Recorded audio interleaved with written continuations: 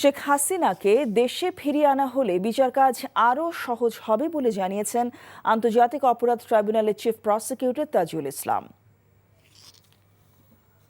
Police হত্যা করে পুলিশের গাড়িতে রেখে আগুন দিলে মানুষ মনে করতে পারে যে পুলিশের গাড়িতে যেহেতু আগুন দেওয়া হয়েছে, হয়তো এই হত্যাকাণ্ডটা ছাত্র জনতা করেছে। এইভাবে দায়টা অ্যাভয়েড করার জন্য তারা পুলিশের গাড়িতে রেখে আগুন দেয়। এই লাশ পোড়ানোর ঘটনার সাথে সেই সময় কর্মরত 4 জন পুলিশ অফিসারকে আমরা শনাক্ত করেছি।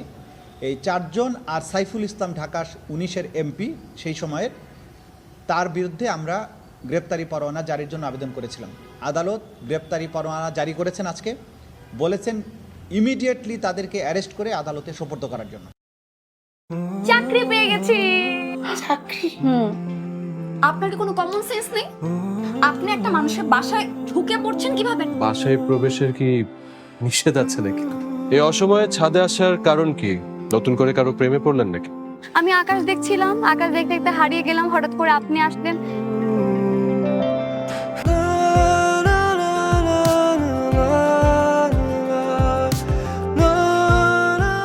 তুমি এখানে কেন?